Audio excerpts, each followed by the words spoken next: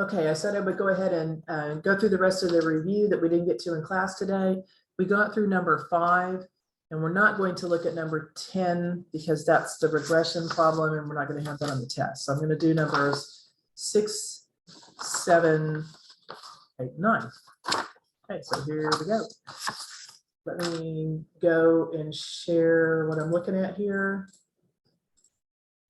So this was, oh, there we go. This was the last one that we did together. It was about the cost of a certain state program, and we learned how to do the min feature to find that. Not learned, we've already learned it. We went over again how to find the min feature, how to take the coordinates and actually answer questions where we include units for inputs and outputs. So that was all 1.2. Now we're getting into the 1.3 and 1.4 about slopes and linear functions. So number 6 is right here.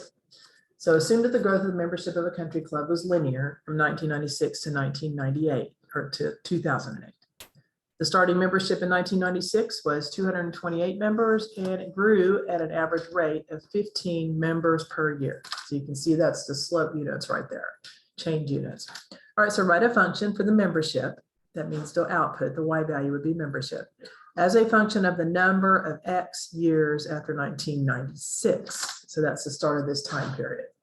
Okay, so in order to write a function, it said it was a linear behavior right here. So the linear function will look like this, or mx plus b, but the number with x is the change, and then the number that's by itself is like our initial starting amount. And we're going to start it from the year they're telling us to. So did they give us an amount in 1996? Okay, so the starting membership in 1996 was 228 members. So that means the B value is going to be 228. And then it grew at an average rate of 15 members per year. So that 15 is like our slope value, which would be like our A value here. Again, when you see outputs per input, Y units per input, plural per singular, that's a slope or a change number. So we just put these things together like this. So the slope number is 15 and the initial amount is 228. It doesn't really matter which way you write it, as long as the 228 is a constant and the change number is with the X. Okay, so you can write it like that, or of course you can write the 15x first, 15x plus 228 if you want it to look exactly like the linear functions we deal with. So that's all we're asking, is to take this information and translate what each of these values would represent. This would allow us to figure out the membership in any other year by starting with the 228 and then adding in 15 members for every year past that start year. So that's what this is doing here. Use the function to estimate the membership in 2005. Okay, so if the year is 2005, that's going to give us an X membership of, you have to take the start year and subtract it from the year you're dealing with, or you can do it in your head. I believe that's what, 9. So we're going to basically evaluate this function when X is 9, and we'll just work it out right there. 228 plus 15 times 9.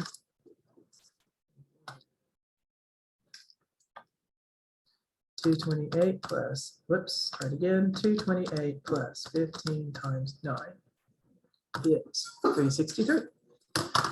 So we estimate, based on the behavior that's been given to us here, that the membership will be 363 members in the year 2005. So it's just taking the information and assembling it to make a function so that you can make predictions or estimates about other information. Okay, so this would have been from section probably 1.4, 1.3, probably 1.4 for this one because we're doing lines. The next one, though, it's really just focusing on the interpretations of slope. So this is more like what we saw in 1.3, where we're just focusing on the change. So it says when selling 10 units, business generates a profit of $750. When selling 20 units, the profit is $1,000. So what is the rate of change of the profit per unit sold? So profit per unit sold tells you what we're going to be doing for Y and X. It's always Y units per X units. So what is the rate of change? That's slope. So we're going to set up a couple of ordered pairs here where the X's are going to be the units and the Y's are going to be profits. Okay, so the first one, 10 units, produces a profit of $750. That's how we're going to set up the ordered pair. And we got that from the units, profits per unit sold. So units X, profit is Y. And that should give us a different data point. So when they sell 20 units, so we're counting as our X, profit is 1,000. All right, so we have the two data points kind of translated into ordered pairs, and we're just going to do the slope formula. So that is, of course, y2 minus y1 divided by x2 minus x1. That's slope. We always use the letter M for that. So 1,000 minus 750, going that way would be 250. I'm doing the subtraction in my head. And I'm going to do for the x's on the bottom, 20 minus 10 is 10. That simplifies to 25. So the rate of change of the profit per unit sold, that means $25 per unit. So every time we sell one more unit, the profits go up by $25. That's what that says. Okay, so rate of change is one of the interpretations for slope. Another interpretation for slope is what's asked in part B. What is the marginal profit per item in this company during this time? Also, $25. It's just another interpretation of that slope value. This means if I sell one more of these things, the profits will increase by $25. So that's like the profits you would get from that extra unit. And then the last one is by how much will profits increase from the sale of one more item? Again, that's just another way of interpreting what the term marginal means. If you sell one more, that's how much the thing changes by. So these do not have separate calculations for A, B, and C if they're asking about slope, if they're asking about rate of change, marginal values, or just the unit change. If you just sell one more, what's it going to change by? Those are all the same value. Okay, so that's just, again, reminding us of the different interpretations for slope, in addition to just telling you what the tilt of a line is. Okay, so of course you want to look at the online problems as well to get more practice. I just kind of put one of each kind of these questions on this review. If you want more practice, get into those online review questions and have it repeat the problem so you can get extra practice to make sure you're calculating your slopes correctly. Okay, now we're moving into chapter 2, where they just kind of throw a bunch of different kinds of equations at us to see if we remember how to solve things that have the variable scattered across both sides of the equation in several terms, how we simplify things and get the variable solved for. Okay, so that's what these first two are, just solving equations. This first one, figure out where the equal sign is. It's right there. That's kind of what separates your left and right side equations or expressions, pardon me. So we want to simplify everything up to that dotted line, everything up to the equation or the equal sign.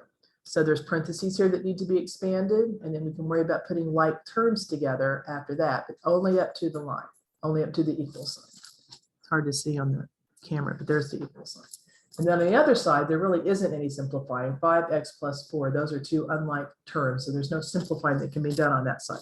So let's work out the left side. We're going to multiply out the parentheses. So we're distributing the 3 times each one of those. 3 times x, 3 times 2, and then minus 6. So that's what the left-hand side is going to be. And the right-hand side, I'm just copying down what it said above. Okay, so now I have to look and decide what's going to happen here. I have 3 terms, but these two are both constant, so I can combine those. 6 minus 6 is 0. So they kind of cancel each other out. So the left-hand side just turns into 3x. Right-hand side is 5x plus 4.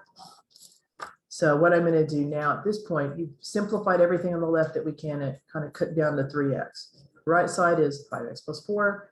It's at this point that you start looking across the entire equation and try to gather all your variables into one term. It's a lot easier to solve for the variable if it just shows up in one place, because wherever it shows up, you just peel all the numbers off that are around it. But right now we have x showing up in a couple of places. So since I just had the x by itself, or the term single with no constant term over here on the left, I'm going to move the 5x over to be with the 3x. This is where you change the sign of the term you're trying to move, because I'm removing it from this side of the equation, which is a separate expression. So I want to get rid of the 5x over here. So we need to subtract it. I'll go over here and subtract it from the 3x. So we'll have the 3x that was there, subtracting the 5x. When you subtract the 5x from this side, it goes away. We just have 4. So now that when they're in the same expression, this is where you just combine the numbers the way it says. So 3 minus 5, negative 2x equals 4.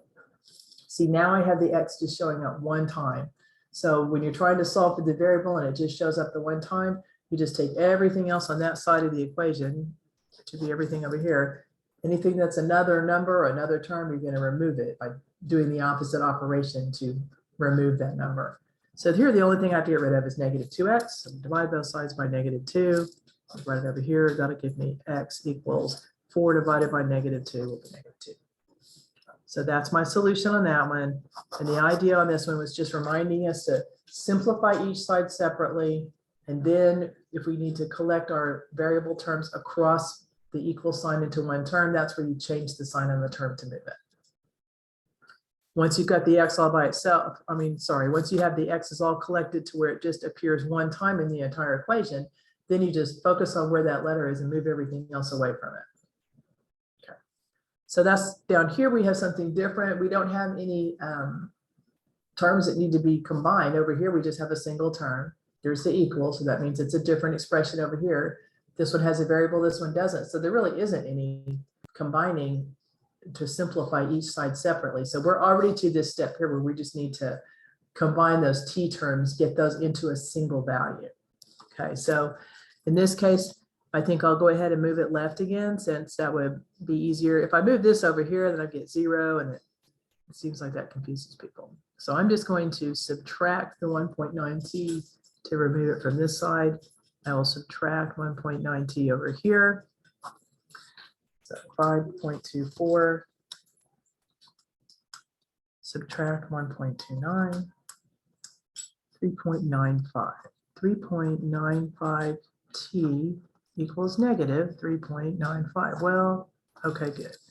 So that's something I can divide without getting my calculator out, because I just need to divide both sides now by the number that's with the t, 3.95. So negative divided by positive will give me a negative 1. Okay.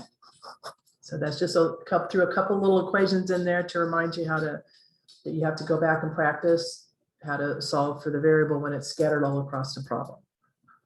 Okay, the third part is a little bit different. It's asking about what's the 0 for a function. This was also something from 2.1. 0 means it's the input value. In this case, it's the x value that when you plug it in for the x, the answer will work out to be 0. So if you want to find a 0 and they give you the function's algebraic expression like this, you just figure out, well, I need it to equal 0. So you set it equal to 0, and then you do that solve for x thing.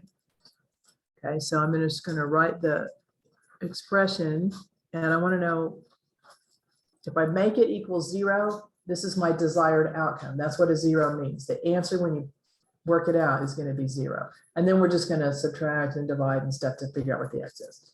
So this is another one where the x just shows up right here. All of this is one expression, so I need to get rid of the 84 and I need to get rid of the 4.2 so that I can have the x isolated or solved for.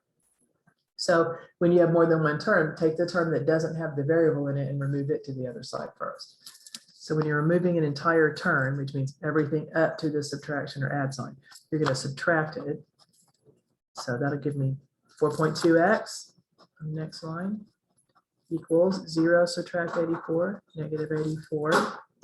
And then we will just, I know that works out nicely, but divide both sides by 4.2. And you'll get negative divided by positive will be negative 20. So negative 20 is the 0. And the reason we call it a 0, I'm going to show you one more time here. Here's the expression. Sorry, can't see that very well. 84 plus 4.2x. If I do 84 plus 4.2 times the number I had when I solved it was negative 20. So that's where the x was. I replaced it with that x value that we got. I hit enter.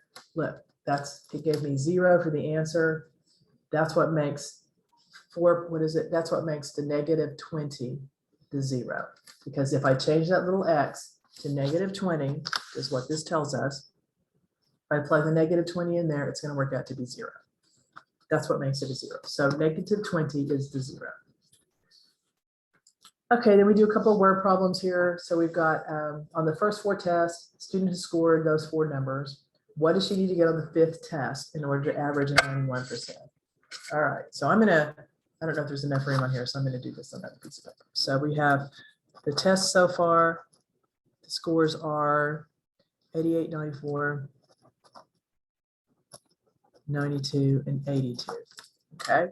And we wanna know what's on test 5 to get a 91%. So we want 91% on 5 tests. That's on average. That's what we want. All right, well, just remind us how we do an average on 5 things. You add your first number plus your second number plus your third number plus your fourth number plus your 5th number. I'm just saying these are 5 whatevers they are. You add them all up, you divide by how many you have, and that's how you get your average, right? If I had 5 people take the test, I would add up their 5 test scores, divide it by 5. That's what the class average on the test would be.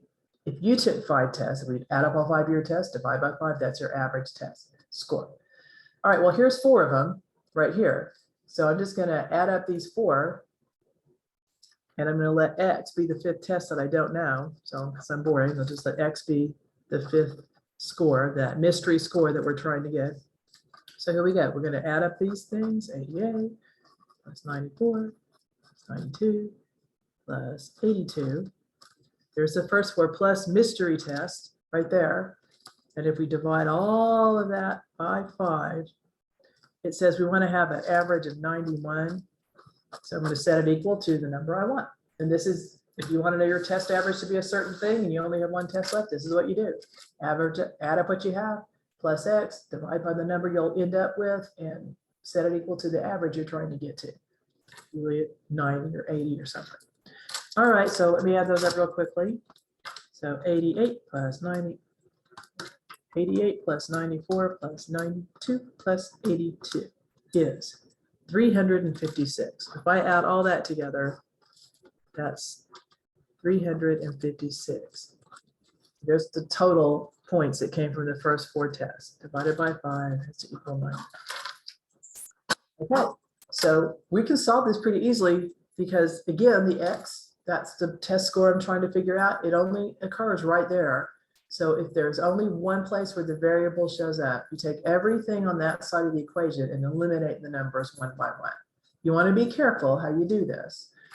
We did this in class last week when we were solving equations that had fractions. It's useful to multiply both sides by the common denominator, or multiply everything by the common denominator. So I'm going to clear my fractions. If I times this by 5, the 5's cancel, and I go over here and times that by 5. So that'd be 455. 450 plus 5, that'd be 455 would be equal to 356 plus 6. Okay, so this is basically the pile of points that I need. This is how many I have so far. So just subtract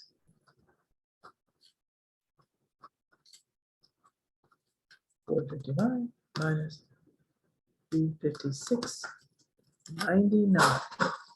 Okay, so that means this missing test score needs to be 99. So if I go back to the question and read through the question here.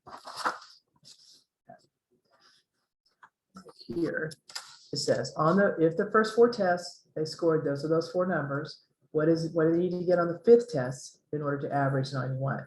Well, the X that we worked out over there turned out to be 99. So it is possible. It's really sad when you work this out and the X turns out to be 112. That means you need to score 112% on the last test, and that means it's not possible. You don't have enough points remaining to get to the number that you want. But this one was just barely possible. So if this person scores a 99% on that last test, they can get their 91 overall average. So that would be for test 5. So a 99% on that last test, which is what the question was asking, would give this person an overall average of 91 over the 5 tests. Okay, so we're getting close to the end here. The next one was about a percent of increase, or you could have percent decrease. This is just a percent of increase on this one. Again, if you want to do percent decrease and practice that, look at the online problems. That is a homework grade, so don't forget that. Okay, so the receipt total was $51.60. The sales tax rate is 7.5%. What was the subtotal not including tax? So that means this includes the tax. Okay, so I said this today in class, but this is basically one way you could think about this. You take your old amount before you add in the percent change, multiply it by 1 plus whatever your percentage is as a decimal. So 7.5% would be 0.075 as a decimal. And that's how you get your final amount, the bigger amount. So when something's increasing by a certain percent, you start from this, you multiply it by 1 point something, and you get your new bigger amount. This is the new bigger amount. So this is going to go here. So I'm going to set it up over here. So it's going to equal the 5160. It's here. The old amount, don't know what that is. That's what they're asking about. So I'm going to call that X. And then 1 plus, the rate is 0.075. Running out of room, sorry. 1 plus 0.075. Okay. Which really, I can just add that together and call it 1.075. And then I'm just going to flip these around and call that times X equals 5160. And you'll know you're on the right track if you set this up, because the last step, all you ever do is divide. If it's a percent increase problem, you end up dividing by 1 point something, and the result will get smaller. If it's a percent decrease problem, then you end up dividing by, this will be point something, like 0.65 or 0.95 or something, and you'll divide and the number will get bigger. All right, so if I take 51.60 and divide it by 1.075, that tells me 48. So when I divide both sides by 1.075, it means the subtotal before this is sales tax, was $48. Then I figured out 7.5% of $48, added it in, which I guess is going to be $3.60. And then that's what you end up getting for your grand total. We want to check it just to make sure that works. Again, you could do it really quickly. This way of taking the old amount, 48, multiply it by 1.075. That's how you increase something by 7.5%. Then we hit equals. Whoops, trying to get where you can see it. There it is, 51.6. That's exactly what they said we would get. Okay, so now remember, if it asks instead a little bit different question and it says, what was the amount of sales tax? You still have to do this to find your starting number. But instead of that answering your question, the sales tax would just be to either do 7.5% of 48 or just subtract the 2. If I do 7.5%, that's 0.075 times 48. That should give me the same. I can see by just comparing the numbers, it's $3.60. But you could also get it from doing that percentage. Or you could just subtract the two amounts. You could do 51.6, that was the final amount, subtract the starting amount, and that's how much it increased by. So that also is a way, that's your tax, or your commission, or your interest, or your tip, whatever it is that's being increased. Okay. Remember, if it's something that's decreasing, percent decrease, so it's like a discount, you take your old amount, but this time you're subtracting out a little bit of the percentage to get to your new amount. So in this case, you're starting from a bigger number and it'll end up giving you a smaller number. So those are things like something that's depreciating, or you have a penalty, a 5% penalty for withdrawing your funds too early, or there's a sale of 15% off. You would set it up like this. Okay, last problem, because we're not doing this one because that one's not going to be on the test. We'll talk about regression more, but we're not going to test over it when we're not ready. Okay, so this is just another thing about setting up we could set up an equation. There's lots of different ways we could think about it. So let's read through it. So car rental company charges a rental fee of $50 plus $5 a day. For how many days could a car be rented for $135? Now, a lot of you can read through that and just kind of work it backwards and figure out, well, okay, it's $135, $50 comes off the top because that's what it always is. And then you take the remaining amount and divide it by 5, and every $5 gets you a day. That's how many days you could do it. So you can do that, just kind of common sense it out. Or you could also talk about making it like a little function where It's $50 to start, and it's going to increase by $5 for every, I'll just do D for days. Okay, and then we're trying to figure out what the days is, and when you have your final amount, I'll put a dollar sign here. All right, it's $135. So you could also set it up kind of formally in an equation. You don't have to, but $5 per day starting. The rental fee overall is $50. This is how much money you have, and it would, to solve it would be exactly the same steps I just talked through a minute ago. Subtract 50 from both sides. What is that? 85, I think. 135 minus 50. Yeah, that'll give me, I'm solving for the D, or you could just use X. So I have to subtract 50 from both sides, which will give me 85 equals 5D. Then we're going to divide both sides by 5. Gives me 17, I think. Divide both sides by 5, 17. So assuming you had gas money as well, this is how much the $135, that's how long you can keep that car out till you run out of money for rental. Okay, so you can set it up like an equation formally, or you can just kind of common sense it out by what it says. There's a flat fee of 50 plus $5 per day. If I had $135 to start with, I have to cover that $50 first. So that would bring me down to $85. And then that $85, I can use that $5 a day. So hand them $5 bill every day. I can do that for 17 days. This is the formal steps that get you that same exact number. Okay. So that kind of gets us through the rest of the review that we didn't get a chance to do today. I know that we talked an awful lot about functions and function notation and domain and range, and how to do domain from expressions, how to do domains from pictures. When you have an arrow, that's probably some kind of infinity thing. When you have domain and range as intervals, remember if the number is included, it's a square bracket. If the number isn't included, or it's an infinity symbol, then we use a parentheses around that part. And to make sure, practice on your calculators, make sure that you can graph things on your calculator. So this is just one where this is just straight up, this is what I want you to graph. This is the window I want you to set, and then just copy it onto your paper so I know that you know how to take a function, give it a window, and produce a graph. Same thing that's happening here. We give you a function. It's in a word problem this time, but still, this is the function. You have to change the t's to x's when you go to the Y1 screen and type this in. Here's your window settings. If we just give you two intervals, the first interval is your x min, x max.